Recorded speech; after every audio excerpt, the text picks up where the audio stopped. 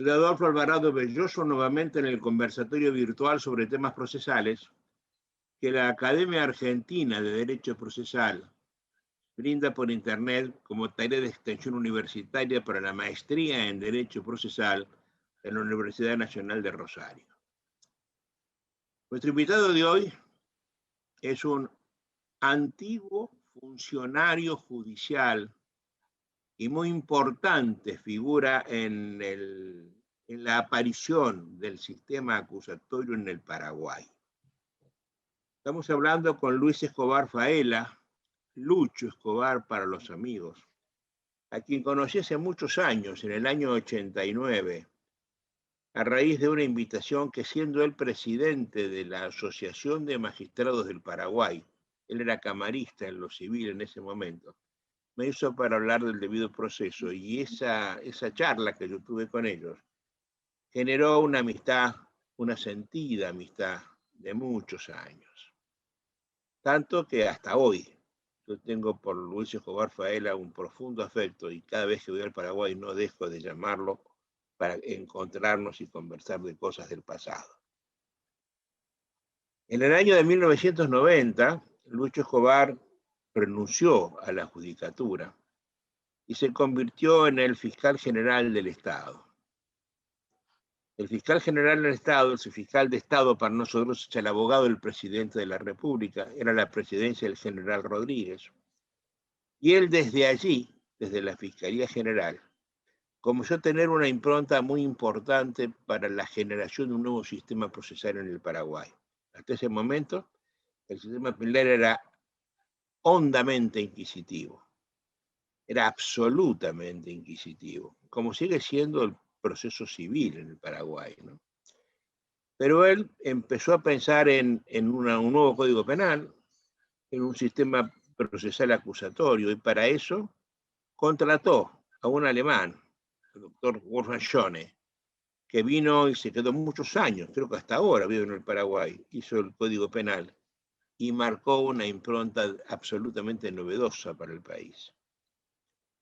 Allí concurrimos también con Héctor Superti y yo, para mostrar cuál sería la filosofía, la técnica, la propia del sistema acusatorio. Luego apareció Binder, que terminó de ponerle el moño a todo esto, y entonces Lucho Escobar se dio el lujo de tener un código procesal penal acusatorio, y además participar activamente en la construcción de la Constitución del año 95, que 92. Se presentó del 92, que se aprobó recién en el año 2000, años después, y que es la que actualmente rige. Yo quiero que de estas cosas que pasaron hace apenas 30 años quede en memoria para el Paraguay. La gente joven no sabe la lucha terrible que tuvimos que tener que tuvo Lucho Escobar, para poder imponer un sistema diferente de justicia. Tuvo ataques impiadosos de la gente que en la época sufriría mucho en sus intereses con la generación de un sistema acusatorio. Y ese es el resultado.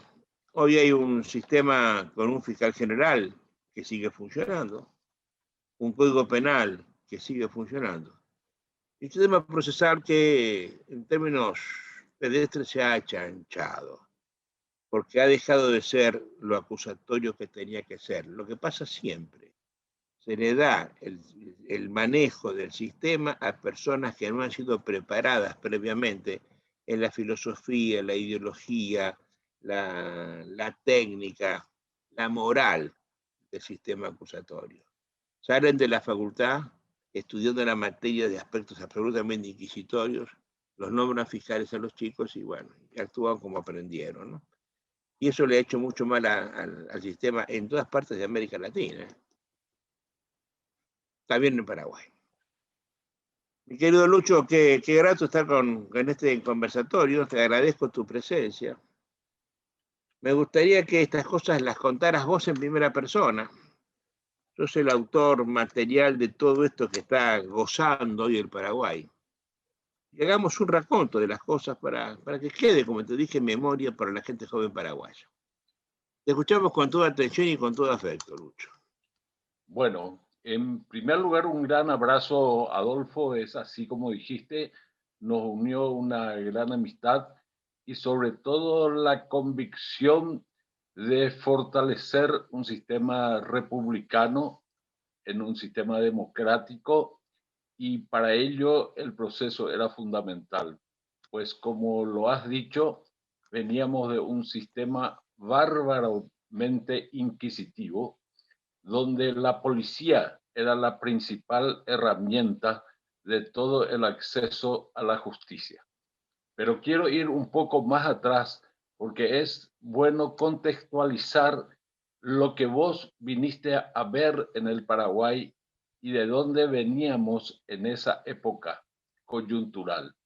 Paraguay venía de una guerra con Bolivia, una carta política de 1940 impuesto por decreto de un general victorioso de la guerra y de un régimen autoritario del 54 en adelante que sancionó una constitución que en apariencia era una constitución democrática que establecía una república con la repartición de los poderes, pero que en la práctica no era otra cosa que una expresión de deseos, ya que las garantías eran derogadas sistemáticamente cada 3 meses por la imposición por decreto del estado de sitio. Y allí se enseñoreaba la policía, que era la herramienta férrea del régimen para imponer sus condiciones a toda la ciudadanía. Es así que era imposible tener un pensamiento crítico y una evolución hacia algún sistema republicano y mucho menos pensar en un sistema acusatorio, pues todo eso se desbarrancaba hacia delitos políticos, ya que existían leyes que privaban de la libertad de las personas so pretexto de defender la democracia. Con esto nos encontramos con el golpe del 2 y 3 de febrero, que abre una amplia esperanza de mucha gente que confiaba que el Paraguay podía cambiar. Y una cosa notable, un militar al cual yo tenía mucha aprehensión, cambia su espíritu y se vuelve permeable a los cambios. En esa coyuntura... Estamos hablando del general Rodríguez. Estamos hablando del general Rodríguez. ¿Cómo era el nombre completo de Rodríguez? Andrés Rodríguez.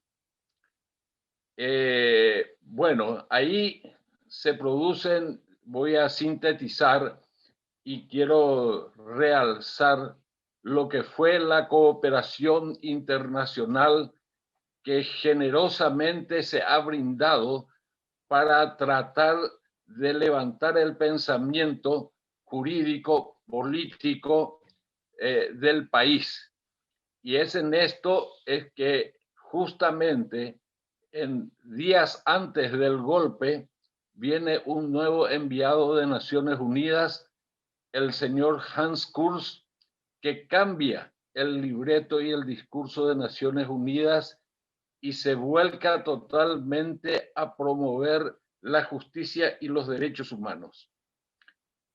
Por una parte, en el Ministerio de Justicia estaba instalado, y vos lo conociste, el doctor Alexis Frutos Baesken, que tenía una visión amplia, democrática y patriótica y abierto a los cambios estructurales que eran necesarios en el país. En ese entonces viaja al Paraguay también el delegado interregional de Naciones Unidas, el doctor Pedro David, a quien también lo conoces, que fue miembro de la Corte de Casación de Argentina por mucho tiempo y delegado en el ILANUT en Viena. Que tan buen recuerdo dejó en Paraguay, ¿no? ¿Cuánto Sí, hizo Pedro David por el Paraguay? es una misión, pero realmente extraordinaria, porque como vos sabrás, y quiero que la gente que nos está viendo ahora lo entienda, el Paraguay, como dice acá, leo algo de Roa Bastos, era una sociedad desquiciada, que ni siquiera podía pensar por sí misma.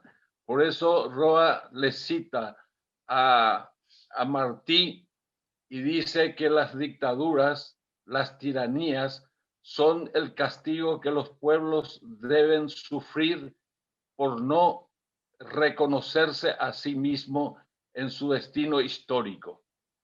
Es así que es tan valiosa la cooperación internacional y el pensamiento que esto viene a abrir un nuevo campo, que llega Pedro David con programas concretos de reforma, centrándose en lo más acuciante de esa época, y que vos me vas a reconocer porque también tuviste la osadía de entrar allí en Tacumbú y ver las condiciones infrahumanas en las cuales estaban los presos comunes y la larga cantidad de años de presos sin condena en prisión preventiva que podían estar ahí per secula seculorum. Oye, Esto, quiero hacer un paréntesis para remarcar las cosas que estás diciendo y lo que yo pude ver. Mi primer viaje al Paraguay, el primero de todos, regía, presidente era el general Stroessner. Y me llamó la atención que por la noche no había nadie en la calle. Y pregunté qué pasaba, ¿no? Que a mi general no le gusta que la gente ande paseando por la noche, alguien me dijo. La primera noche que llegué, quise guardar el auto en un garaje y el hotelero me dijo, ¿y para qué quiere un garaje? Déjelo en la puerta, no le va a pasar nada acá. Es un país que nadie se atrevería a robarle al interior de un auto. Lo dejé, al día siguiente bajo, estaba mi auto por supuesto, y al lado de un viajante de comercio con las ventanas abiertas, bajas, y tenía lleno de cajas de zapatos, no le faltaba una caja ni un zapato, porque había un miedo terrible en la sociedad, ¿no? Era una sociedad temerosa. En ese momento era el momento del destape, del destape español, del destape argentino. Habían caído ya los militares argentinos y acá se empezó a usar la barba. Era común que la muchachada estuviera barbada. Y pregunté, me extraña que nadie con barba en el Paraguay. Una señora me dijo, a mi general no le gusta la barba. Ese que a mi general no le gusta, a mí realmente me dolió, me chocó. Y he visto el cambio en la sociedad a partir de lo que estás contando. Del general Andrés Rodríguez, a quien conocí gracias a vos. Lo atendí jurídicamente, si recordás el tema. sí, Pero sí, señor. además vi cómo la influencia de Pedro David y todo lo que Pedro David abrió al Paraguay. ¿Qué es lo que estás contando? Con esto estoy rememorando pequeñas cosas para mostrar que eso era una decadencia social terrible, ¿no? Fue necesario que sufrieran los paraguayos eso para llegar a un nuevo régimen constitucional. Perdóname la interrupción, sigo escuchándote. Sí, quiero puntualizar ahí con Pedro David, también aterriza, digámosle, un hombre también prominente en la Argentina con quien trabamos una amistad, pero muy sólida, que se llama Leandro Despuy. Leandro Ha muerto Despuy, el año pasado, ¿no? Ha muerto el año pasado después de una trayectoria política importante en Argentina. Fue el auditor general de la Nación, un tipo muy importante. Y además muy sí, buen amigo, ¿no? sí, Muy buen amigo. como él me decía, indisimuladamente amigos. Él Compartimos vino con, muchas cenas entre los tres. Él, sí mismo. vos y yo, ¿no? Tipo muy Sí. querible, Leandro Después, es verdad eso. Y realmente Leandro puso alma, corazón y vida y siempre me decía, es raro que el Paraguay no capte estas cosas esenciales de la democracia para salir adelante. Siempre hay un aire enrarecido en la parte política que no va en conjunción con lo que tiene que ser un país democrático. A tal punto, voy a irme echando con algunas anécdotas. Tengo una muy particular de vos que quiero contar, pero Mira, eh, sí, vos sabés que en la primera época viene Raúl Alfonsín, viene Julio Echeverry, justamente también Leandro Despuy, y tienen una cena en la casa del general Rodríguez, y una noche antes, el doctor Luis María Argaña, en el Centro de Economistas Colorados, dice, siempre habrá un 13 de enero. a Vos ver, Luis sabés, María Argaña fue el presidente de la Corte, ministro muchas veces, era un prócer colorado en Paraguay, ¿no? Pero hablamos de un total, prócer de verdad, ¿eh? Muerto después asesinado, ¿no?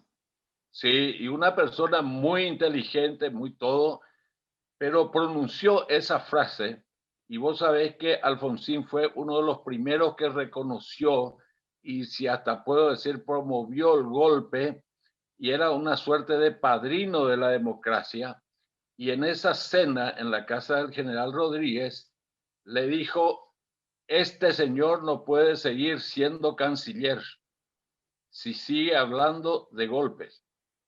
Y ahí se lo cambió a Pate Frutos Baezken, de ministro del Interior, pasó a ser canciller. Corría todavía el año 91, creo que, en esas circunstancias. Entonces, lo que quiero significar es que los países no se transforman a través de un programa, de una cuestión escrita previamente, sino que las circunstancias van avanzando y van dando algunas sorpresas en distintos ámbitos. Y acá Alfonsín, antes de la caída de Stroessner, tuvo un gran protagonismo y después de ella también, como vos estás diciendo. Y con él, Leandro Despuy, que era muy allegado y que nos servía de todos los enlaces, porque vos sabés que para hacer este tipo de trabajos es necesario una buena conexión política, si se puede, internacional. Entonces, esa es una de las vertientes que teníamos. Desde luego después, otra anécdota, hablando con Pedro David, que ya venía apoyando la tarea de la Asociación de Magistrados Judiciales para el Mejoramiento, donde vos también te insertaste, buscando alguna forma de consolidar una magistratura realmente independiente. Por eso es que caló tan profundamente tu discurso sobre el debido proceso, del cual Choca González Alfonso vino enamorado a plantearme, hay que traerle a este hombre para poder cambiar la magistratura del país. Así fue que nos entusiasmamos y nos unió una serie de actividades más.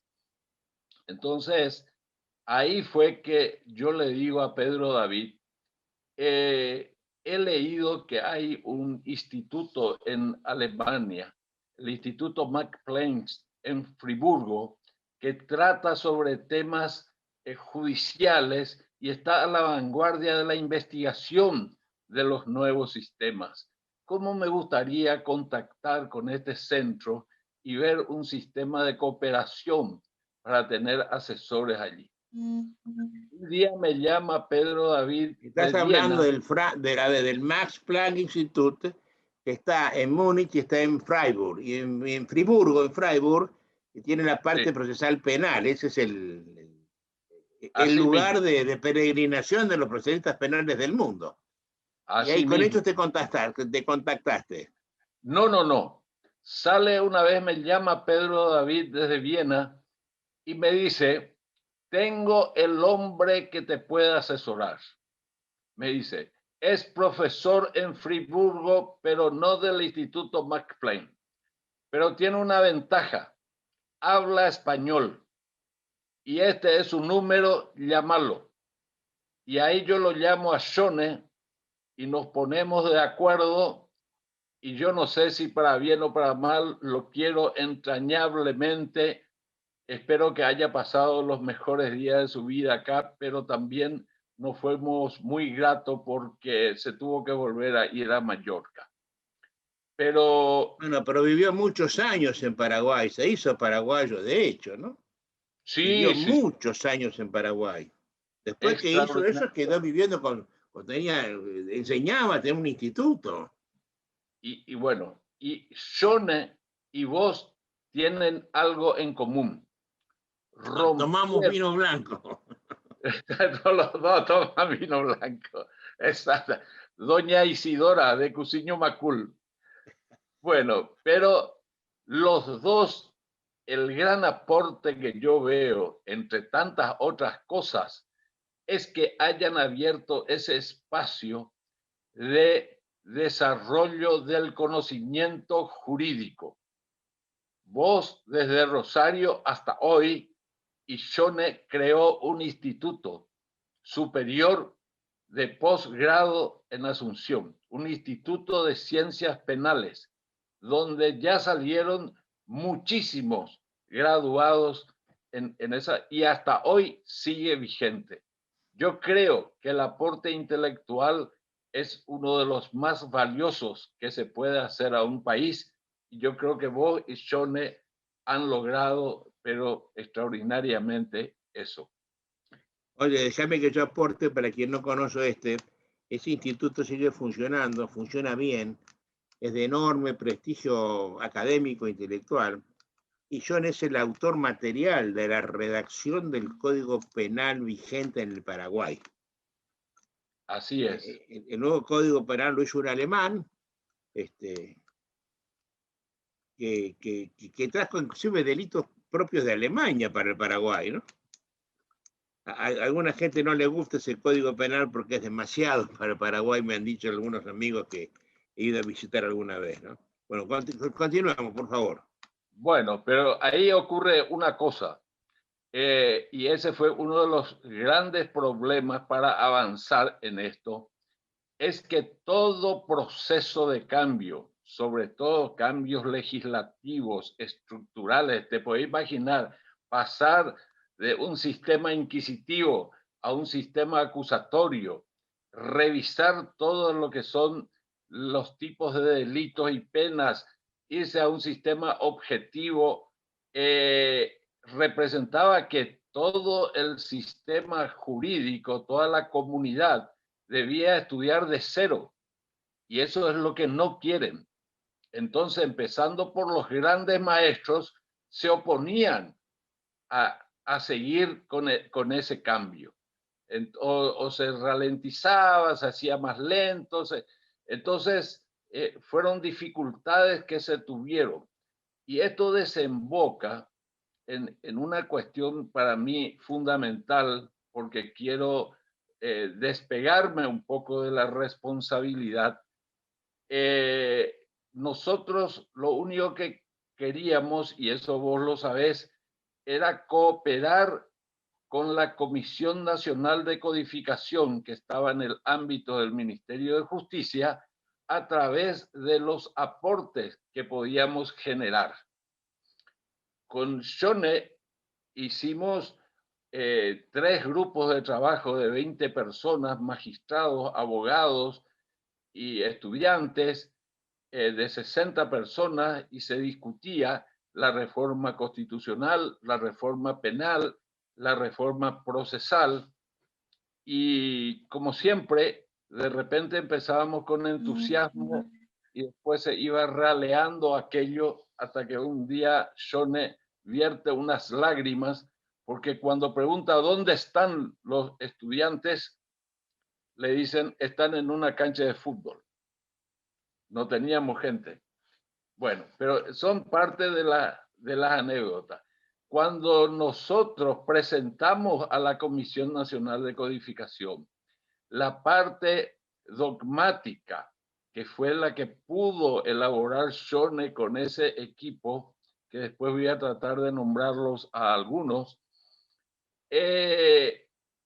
y va a la comisión, luego veo que ya el Ministerio de Justicia enviaba el anteproyecto de Código Penal al Parlamento para su estudio, lo recogemos, sacamos una copia, lo leemos y le enviamos a Shone y ahí le preguntamos cuánto de todo lo que nosotros planteamos para la parte dogmática había sido recepcionado en ese proyecto. Y me dice Wolfgang, nada, se tiró todo al tacho de la basura. Acá no se ha hecho nada. Me dice, siguen con un sistema arcaico, no se han introducido las mejores modernas, porque muchos dicen que el Código Penal alemán, no, Alemania tardó 30 años en hacer su reforma penal y recogió desde los días multas de Finlandia, recogió una cosa de acá, y eso insertó en su Código Penal. Nadie es dueño absoluto de la verdad. El derecho se construye con los avances que se dan en distintas áreas y en distintos países.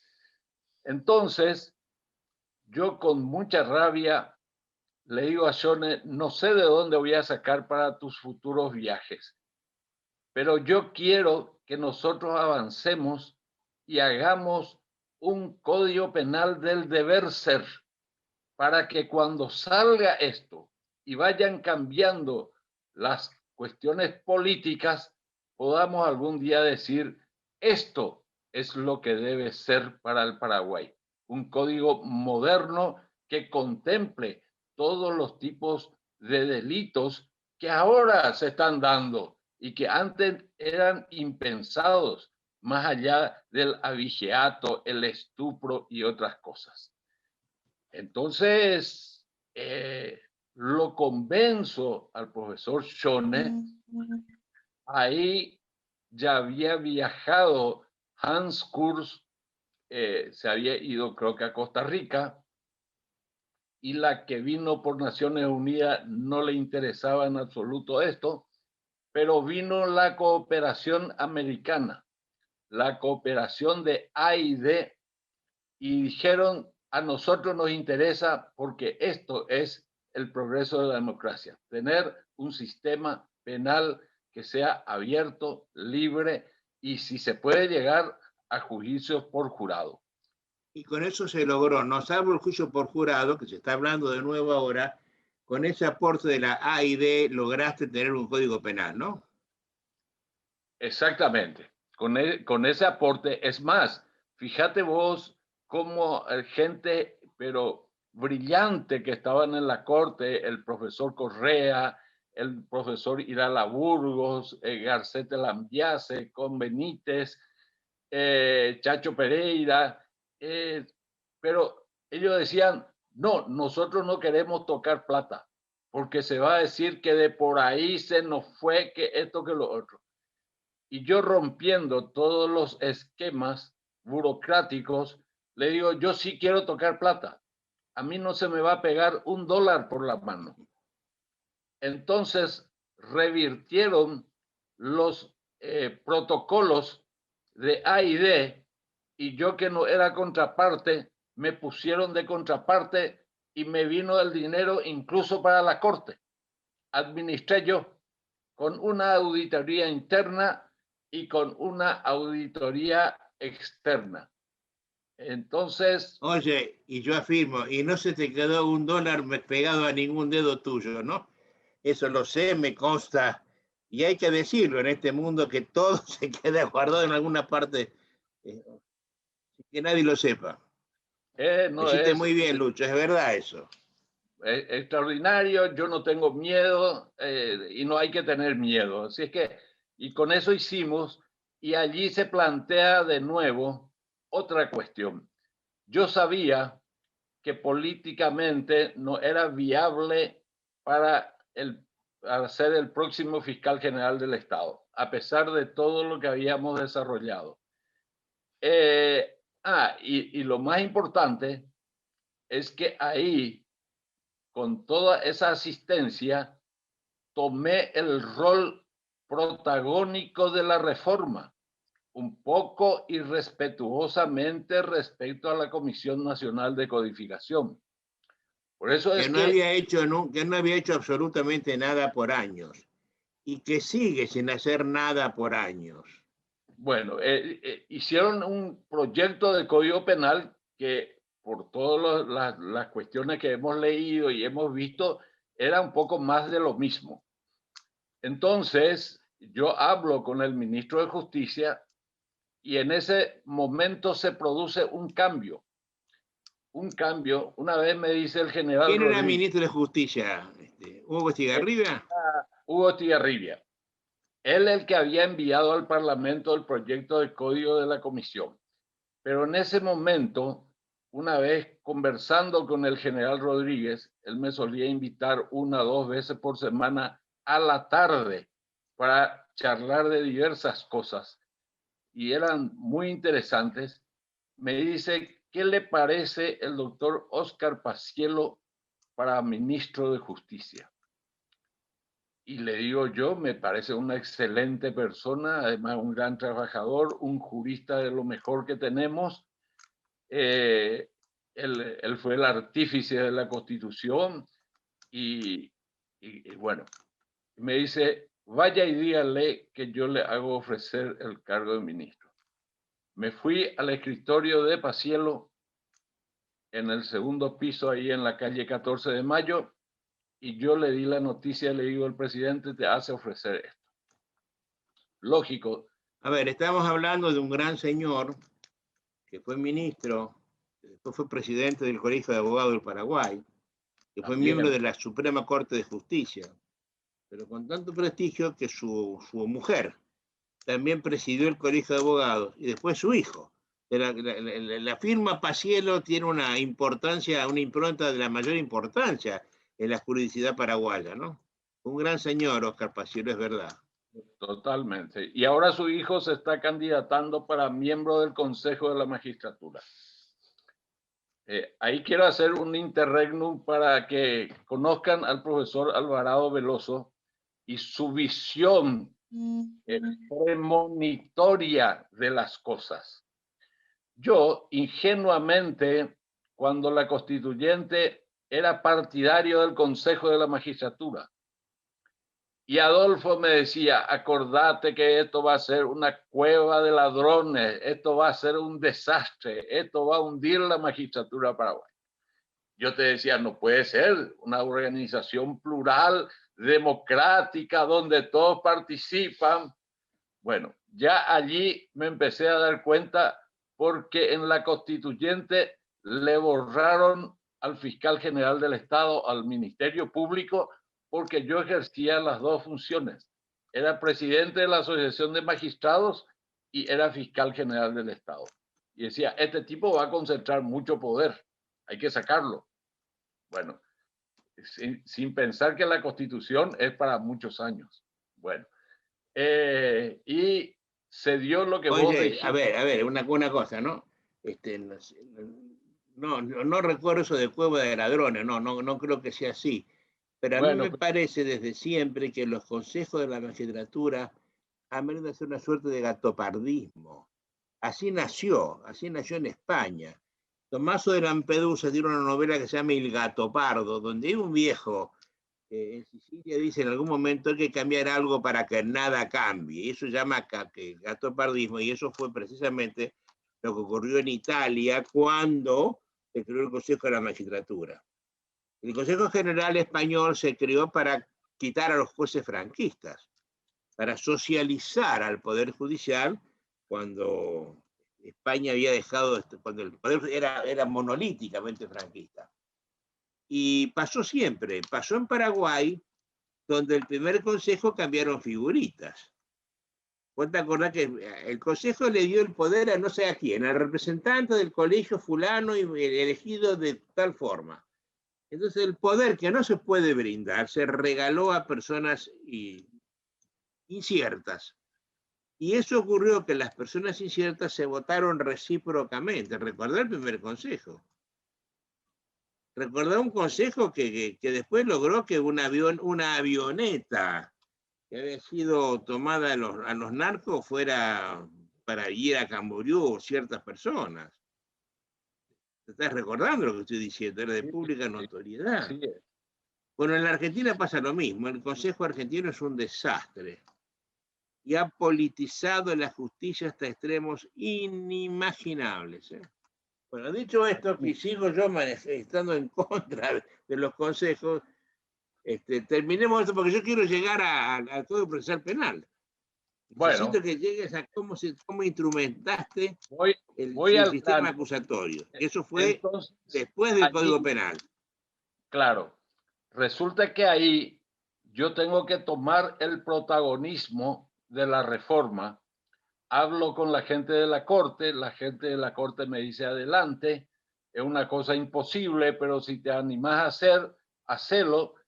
Generalmente no teníamos la simpatía de los jueces penales, de los fiscales en lo penal, y así y todo conformamos equipos y equipos para el Código Penal, que estaba Blanca Gorostiaga, Leonardo Ledesma, Gustavo Gorostiaga, Caballero Pando y otros.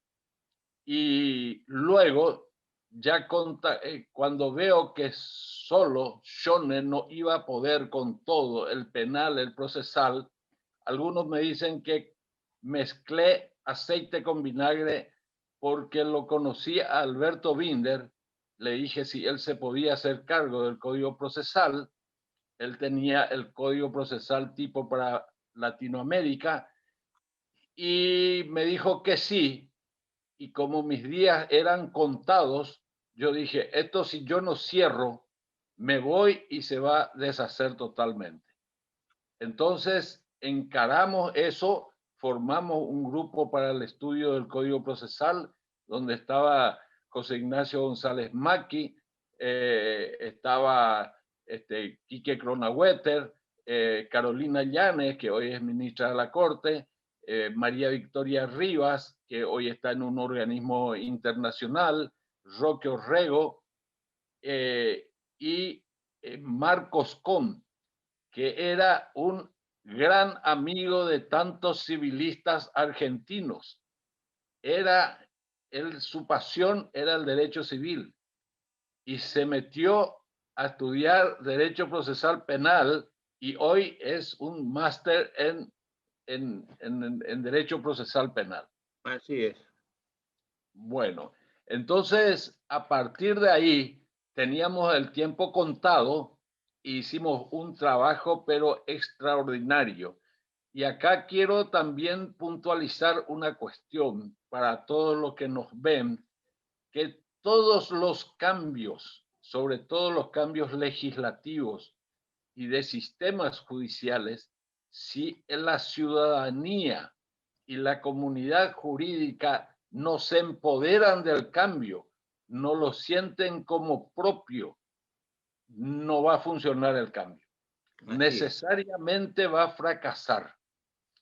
Y eso es lo que nosotros hicimos. Por todos los medios a nuestro alcance, tratamos de difundir cuáles tendrían que ser los principios básicos del cambio. Y ahí vuelvo otra vez a la persona de Adolfo Alvarado Veloso, que en esta tarea de difusión de las nuevas ideas que debían conformar un sistema judicial en la República, se brindó generosamente y trajo a los máximos juristas de la Argentina como Héctor Superti, Omar Benavento, el querido amigo Federico Domínguez, que ya no está, Caferata Nora, Ángela Ledesma, la cofradía de ahí de Corrientes, no hay quien no haya pasado por el Paraguay y yo no recuerdo, y esta es mi testimonio de gratitud, que hayamos pagado un centavo. Era tal la generosidad, la amplitud, la forma de brindarse, que fue algo extraordinario que yo valoro, que sin esa tarea no hubiera sido posible llegar a lo que hemos llegado y a la aceptación que hemos tenido. Y Bueno, acá yo te agradezco el recuerdo de los una nombres que anécdota. acabas de largar. Oye, yo te agradezco eso, pero fue así, ¿no? Había cientos de personas en un largo discurso que se dio con tanta gente. Y vos lo recibiste, bueno, no te costó dinero, pero sí mucha cena y mucho afecto y mucho abrazo, ¿no? Fue compartir reuniones con políticos, con diputados, con senadores, a todos porque nadie es profeta en su tierra. Y eso que vinieran y dijeran prendió muy fuertemente. Y luego te voy a contar el valor que eso tuvo para el tratamiento de los códigos. Pero antes quiero contar una anécdota. En una ocasión, y yo también valoro mucho que me hayas dado pie a tantas locuras, yo te llamo y te digo, ¿cuándo podés venir al Paraguay? Esto, lo otro. Quiero llevar tu voz al interior, nada menos que a Concepción. Entonces, y vos me decís, bueno, listo, en tal fecha me voy, esto, lo otro, tomo un vuelo de aerolínea argentina y me bajo allá y vos me preparás un avión para llegar hasta Concepción y qué sé yo. Y yo te digo todo magnífico. Venís vos, llegás al aeropuerto con el superjet de aerolínea argentina, donde te bajás y me decís, ¿y el avión en el que vamos a ir a Concepción, dónde está? Y es ese, te digo. ¿Cómo me decís? ¿Me estás tomando el pelo? ¿Cómo que ese? Era un Douglas DC-3 Era de un la DC-3 que estuvo en la batalla de Dunkerque. Sí. Por Dios, hace 40 años no tenía asiento, íbamos como los paracaidistas, agujeros en el avión. Había un hilito porque vos tenías que agarrarte cuando el avión se movía. Había Y teníamos, gallinas adentro, un lechón. sí, primero te negaste a subir, dices, yo nete no me voy, ni nunca.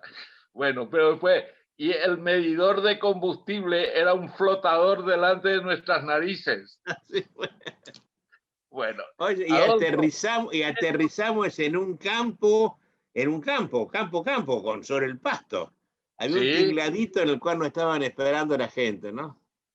Bueno, yo así recuerdo, yo mismo. no acepté volver en ese bicho, y fue peor el remedio que la enfermedad, porque a los 2 días pegamos una vuelta en una avioneta de 4 pasajeros, y Sí, había viento de cola y el avión se movía, era una cosa, era una hoja al viento, ah, por Dios. bueno, así es que más gratitud que esa, haberte hecho tantas locuras y haber sembrado tanto conocimiento en los lugares más lejanos de mi país, tan generosamente, y yo creo que tanta Oye, gente, pero a ver, déjame que te digo una cosa. El Paraguay con los argentinos tiene una cosa difícil, ¿no? En general, después de la guerra del Paraguay, un genocidio que hizo la Triple Alianza, en general el argentino no es querido en el Paraguay. Y es más, cuando hablan de nosotros, nos hablan del curepa, del curepí, ¿eh? Que nos identifican con un chancho, curepí. Y la idiosincrasia paraguaya, que yo la he visto en un libro precioso de Elio Vera que se llama El país de la sopa dura, que es una sí, cosa que muestra el Paraguay como es. Esa gente en el país de la sopa dura nos recibió ese grupo de argentinos con los brazos abiertos.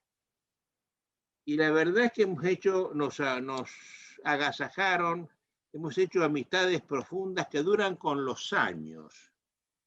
Yo sigo yendo periódicamente a Paraguay y me veo siempre con Luis Mauricio Domínguez, me veo siempre con Raúl Gómez Fruto, y me veo siempre con Joaquín Irún Grau. Y me acuerdo de Ana Viví Lima, y me acuerdo de José Américo Campos, de gente que nos quisimos y platicamos mucho, ¿no? O sea, el Paraguay nos brindó a nosotros, a pesar de esa idiosincrasia anti-argentina, nos brindó un afecto que para mí fue muy importante, a tal punto que yo me siento muy paraguayo.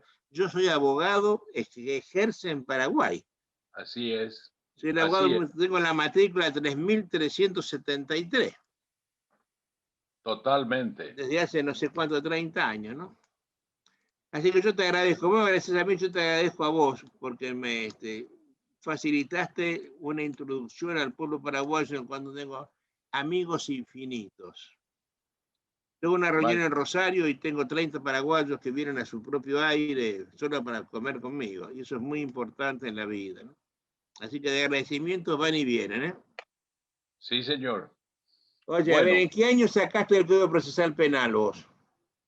y en el año 2000 salió, yo ya no era fiscal general del Estado. Pero cuando vos tuviste que irte de la Fiscalía General, tuviste la suerte de que llegara un gran señor que además siguió lo que estabas haciendo vos, Mi compadre, que era tu también, compadre. ¿De quién claro, estamos hablando? Aníbal Cabrera Verón. Ay, Él, habíamos hablado y él quería entrar de nuevo a la magistratura porque había salido y quería entrar en el Tribunal de Apelación. Y yo le dije, no, presentate para fiscal general del Estado.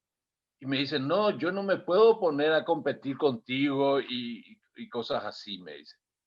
Y le digo, no, yo no voy a ser, yo ya estoy seguro porque políticamente se decidió que no voy a ser el, el fiscal.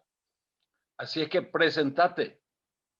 Y realmente él se presentó y fue electo fiscal general del Estado y teníamos tan buena comunicación, tan buen relacionamiento, una persona íntegra a carta cabal, que no solamente se presentó, sino me pidió que siga por un año con el tema de los códigos y habló en AID, en la Embajada Americana, para que me contrataran para que yo siguiera asesorando en materia de la reforma penal. Y fue así, pero antes de retirarme en el 95, yo dejé presentados los códigos en el Parlamento, el Código Procesal, el Código Penal y la Ley Orgánica del Ministerio Público, que después sufrieron algunos recortes, esto, lo otro, pero ya se presentaron en esa ocasión, en ese momento. Contrarreloj, Binder, que se estaba trasladando de El Salvador a la Argentina, tuvo que venir 3 meses con sus hijos acá para terminar el Código Procesal y la Ley Orgánica del Ministerio Público. Entonces, eso también es digno de mencionar que para llegar a esto tuvimos que hacer un lobby muy fuerte y en esto fue un artífice importante, Helio Vera, ya que era muy conocido de todos los legisladores. Entonces teníamos que ver de apartar algunos legisladores muy conservadores que iban a trabar el tratamiento de estos códigos por otras personas, y ahí yo quiero citar al doctor Rodrigo Campos Cervera, a Casabianca, Rafael Casabianca, al doctor Víctor, Víctor Núñez, que no es de la corte, y Helio se encargó de hablarle al senador Galaverna, que fueron los patrocinantes del Código Penal, de todos los sectores políticos. Apoyaba también Tito Saguier, y una persona que se volvió importante en el seguimiento y el tratamiento fue Quintana, que ahora no recuerdo el nombre, y fue que tomó la bandera y él siguió adelante.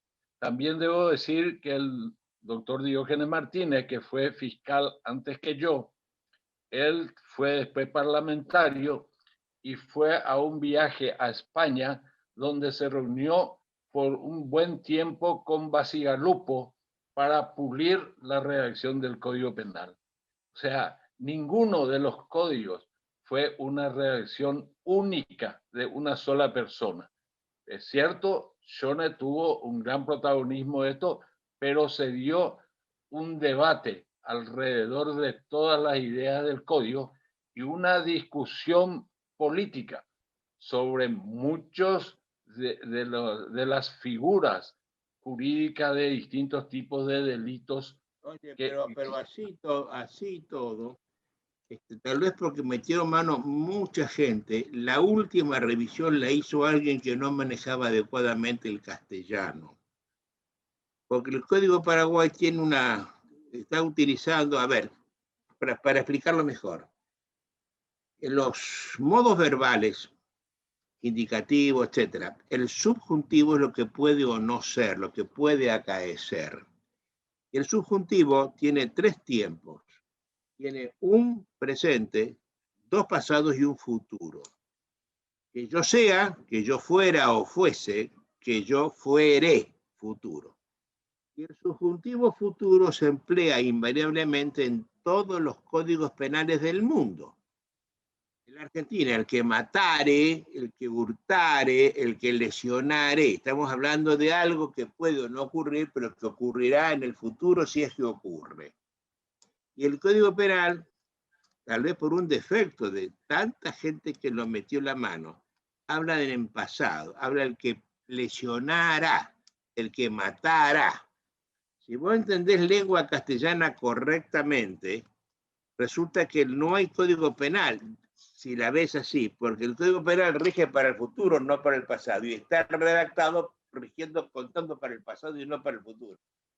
Ese es un pecado que se les pasó, yo no puedo entender cómo. Pero no obstante, en su aplicación durante tantos años, nadie advirtió el tema y sigue funcionando fuera como si fuere. Es decir, el pasado como el futuro, ¿no? Pero algún día tendría que eso modificarse, me parece a mí, ¿no? Único código en el mundo que rige para el subjuntivo pasado. Pues volvamos al Código Procesal Penal, por favor, que se me está corriendo el tiempo y yo quiero terminar con eso. ¿Cómo lo lograste a eso? No. El Código Procesal Penal, como te dije, había una comisión, se discutía, se debatía, se socializaba por todos los medios y se establecían lineamientos generales. Primero, pasar del sistema inquisitivo al sistema acusatorio. Lo más acusatorio posible. La investigación, que era uno de los grandes males que teníamos, que el parte policial, generalmente arrancado con tortura en el viejo sistema, era la cabeza del proceso. Uno tenía que pasar por la policía y ahí ya podía ser absuelto o no, porque depende de lo que decía la policía, que el juez, el fiscal era un convidado de piedra y el juez, director del proceso, hacía lo que decía la policía. Y además se podía comprar en ciertos casos. En todos, en todos.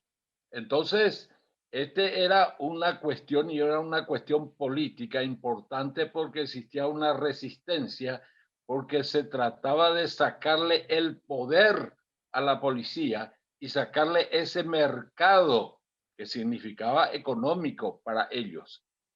Y ahí fue que tuvimos una larga discusión con Binder. Me decía, vamos a dar 24 horas máxima para que esté en la policía. Yo le digo, en 24 horas la policía te da vuelta carnero a todo. Y ahí fue que coincidimos en poner 6 horas, que es lo máximo que la policía puede detener a una persona antes de someterle al Ministerio Público y solamente en casos de flagrancia. Ellos no pueden hacer esa investigación. Entonces, ese era uno de los puntos centrales y uno de los debates más fuertes que se abrieron. conste que por la buena comunicación que tenía con el general Rodríguez, ellos también promovieron la sanción de una nueva ley orgánica de la Policía Nacional, donde ya rescataban algunos principios de legislación o de convenciones internacionales, como el uso de la fuerza pública, la no obediencia debida y otra serie de cosas. Entonces, esto fue algo fundamental. Otra de las cosas concomitante con esto es que queríamos establecer una policía judicial que está consagrada en el capítulo del Ministerio Público de la Constitución Nacional, pero salió una cosa híbrida que, fíjate vos, hasta hoy no se ha implementado. Porque dice una policía judicial para colaborar con el Ministerio Público, pero en sede del Poder Judicial y dependiente del Poder Judicial. Entonces no era ni chicha ni limonada. Yo llegué con el principio de que la Constitución es plenamente operativa, aun cuando no esté reglamentada, a instalar un centro de investigación judicial, que me costó mucho que fuera civil, no deliberante, no uso de armas, que sea de investigadores civiles, técnicos, pero ya era una punta de lanza para romper el poder de la policía en toda la investigación y hacer algo independiente. Eso se terminó, desapareció porque en un momento dado se convirtió en una organización medio paramilitar y la ciudadanía puso tanto reparo que desapareció. Y esas son las cosas que hasta hoy no se llegan a implementar. Otra cuestión, si uno lee los fundamentos tanto de la reforma penal como la reforma procesal penal, lo que hay es un eje, una columna vertebral que se llama política criminal. La política criminal está destinada a hacer una investigación sobre la etiología de los delitos, la causa de la criminalidad y cuáles son las herramientas con las cuales se puede combatir esa criminalidad y retroalimentar la reforma penal y procesal penal para tener eficacia y eficiencia en su aplicación. Resulta que acá hay una ley del etiquetado, se llama, por el cual una remera o una cualquiera tiene que tener trazabilidad, o sea, tiene una etiqueta que le da una trazabilidad de cuál es su origen, dónde fue importado, cómo ingresó al país y cómo está en el comercio. Resulta que un auto, una moto, un electrodoméstico, un celular o nada, no tienen trazabilidad. Y entonces hay un gran mercado delincuencial ilícito en el cual se trafica todo tipo de cosas y que es la causa fundamental de la criminalidad en el Paraguay. Yo logré en tiempos de Guasmosi y cuando Seifar era vicepresidente que se constituyera una comisión de lucha contra el contrabando y la evasión fiscal. Ampuloso el título. Empezamos a trabajar y detuvimos un cargamento que salía del aeropuerto. Pero ¿cuál fue nuestra sorpresa? Que el cargamento estaba a cargo del hijo del ministro de Hacienda, un tal Sandoval en esa época. Se creó una crisis y se disolvió la comisión porque no se podía con eso. Entonces, todas esas cosas son cuestiones pendientes y acá vuelvo a lo que nosotros con la colaboración de ustedes hicimos. No veo que haya un foro de un debate sistemático sobre estos grandes temas de política criminal. Veo que hay muchas individualidades brillantes que incluso trabajaron conmigo, pero no se aunan en un foro como es, por ejemplo, y suele ocurrir en la Argentina, en los diversos congresos en los que hemos estado. Y no sé cómo estamos de tiempo, pero yo no me quiero olvidar de que el Instituto Panamericano de Derecho Procesal fue también otro gran contribuyente para este tema de la reforma, que se fue incluso más allá de mi salida del Ministerio Público, y en el año 97 organizamos el 12º encuentro del Instituto Panamericano de Derecho Procesal en Asunción, que se Una llamó fiesta magnífica, ¿no? Un torneo magnífico de oratoria. extraordinario, y el cónclave se llamó Proceso y Estado Social de Derecho. Me Esto me hace acuerdo, eso lo inauguró Guasmosi, ¿no? Guasmosi era presidente, Sí. Humberto Briceño Sierra era el presidente del instituto, Ay. y vos el articulador, y yo creo que también me merecen mi gratitud a todos ellos, a todos los compañeros. Lo menciono a Chacón, que se nos fue ahora, que fue un gran amigo también, y Mauro Chacón Corado de Guatemala.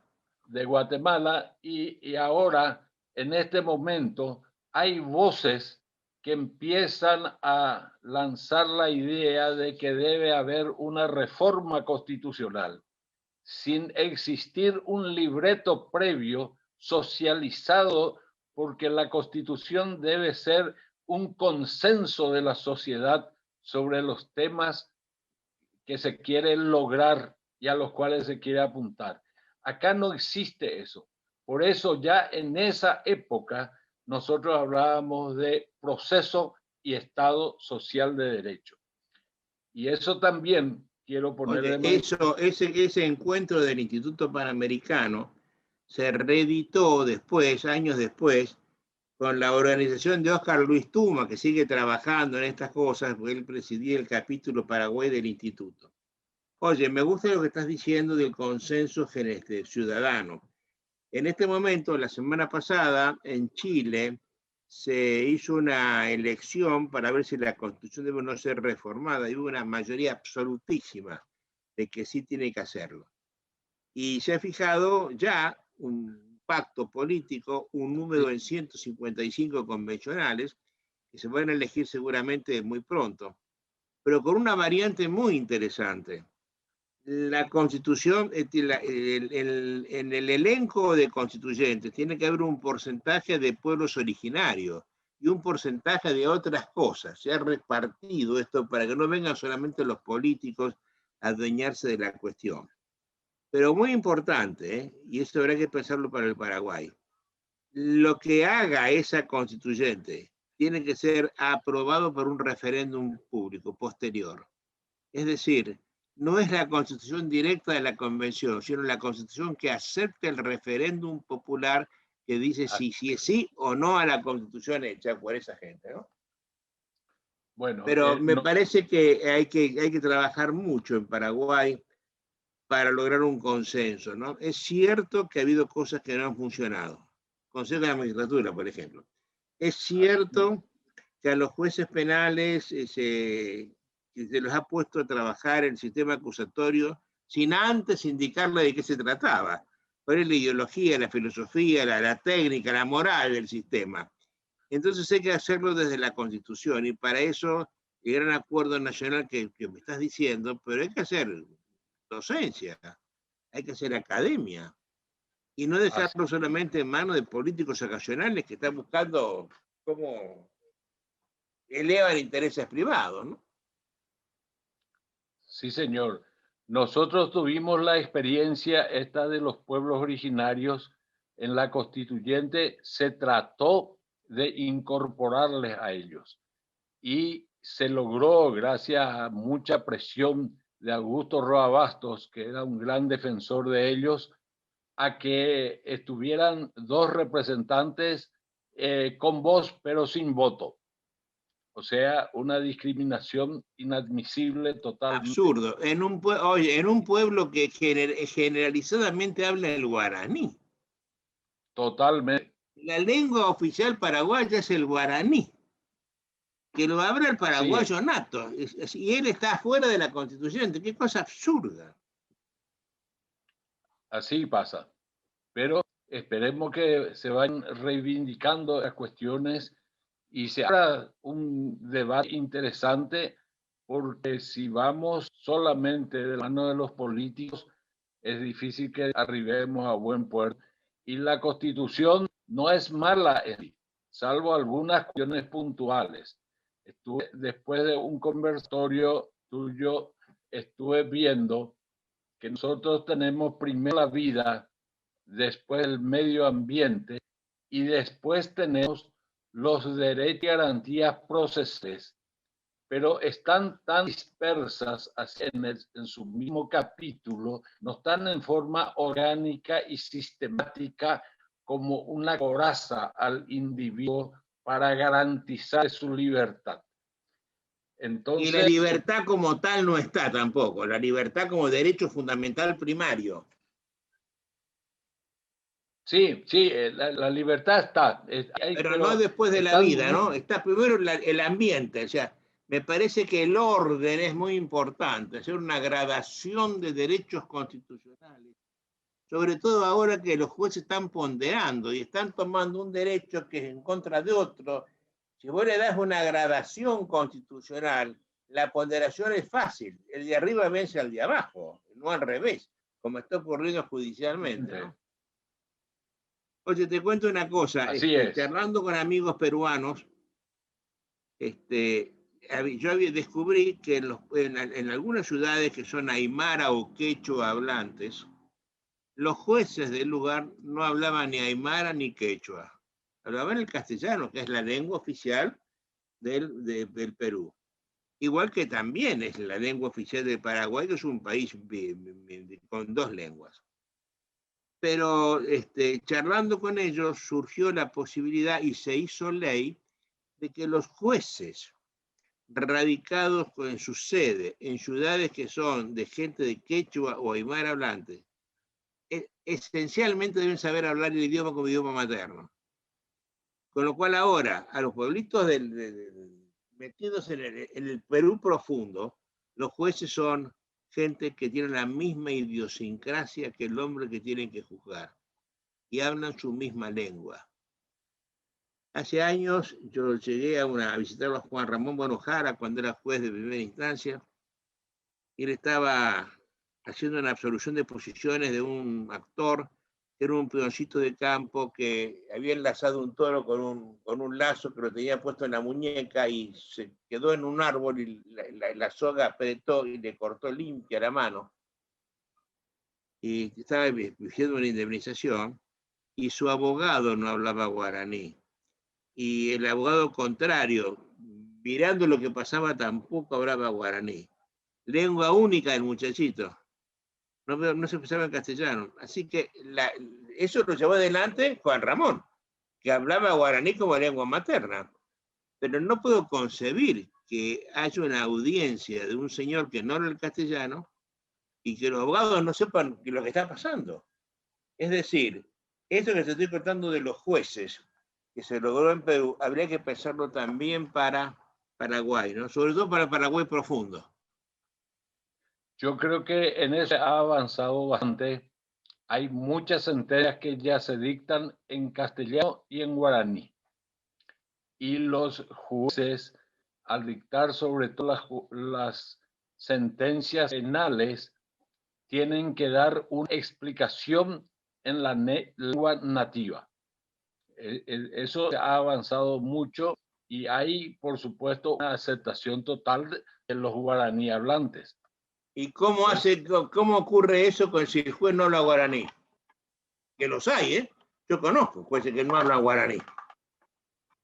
Y sí, pero la mayoría se está ayornando en eso.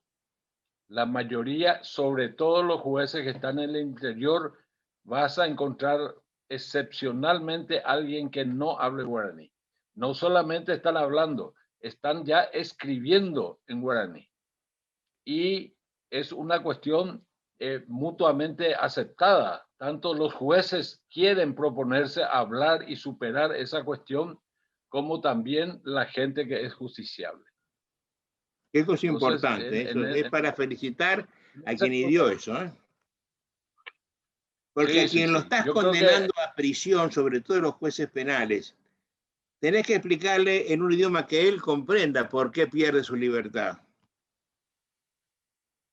Claro. Con palabras muy simples, muy llanas, como puede ser el guaraní, que tiene una gama idiomática extraordinaria. Totalmente de acuerdo. Y yo creo que eso se está dando, y sobre todo yo he visto exposiciones así de las sentencias que se dan en guaraní, y es muy comprensible porque toda la gente habla guaraní. El 90 y pico % de la población habla guaraní. Hemos tenido una larga conversación, Lucho. Para mí era muy importante que quedara memoria de lo que hiciste por el Paraguay con la redacción del Código Penal a partir de tu presencia en el Consejo, en el Colegio, en la Cámara, en el Colegio de Magistrados y particularmente en la Procuración General. Pero además, cómo fue el nacimiento del sistema acusatorio que hoy rige en Paraguay, ¿no? Me hubiera gustado conversar algunas cosas más contigo. Por ejemplo, me hubiera gustado, a ver cómo fue la defensa del caso Icuá Bolaños. Y yo sé que lo tuviste vos sobre tus hombros, el caso más importante que se dio en la justicia paraguaya. Pero ya el tiempo no me alcanza, eso lo haremos en otro momento. Así que te dejo un minuto para que des un mensaje a la gente joven. ¿Qué le dirías a tu hija, por ejemplo, a partir del pedestal glorioso en el cual te colocó la vida? Y con eso terminamos la charlita nuestra.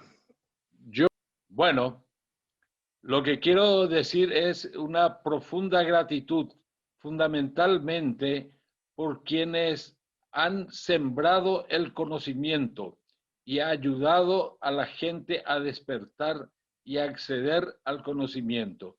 Creo que mi hija, que es una gran admiradora tuya, ha seguido esa línea y hoy es doctorada en Münster y en Barcelona, y es profesora en la universidad, y su gran pasión es enseñar.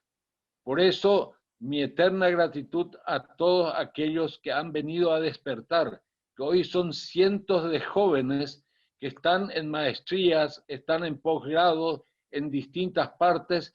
Y otra cosa fundamental, después de esa incursión de gente como ustedes que han venido acá, hay muchos jóvenes que han hecho publicaciones, han hecho investigaciones, y vos sabés y conocés estos nuevos jóvenes como Irún, como González Astrán, como Manuel Riera y tantos otros que van siguiendo la senda y ya están incursionando. Joel Malgarejo y Justo Ramos y tantos otros. Yo he tenido casi 500 alumnos paraguayos en mi maestría, así que tengo un semillero espectacular en Paraguay.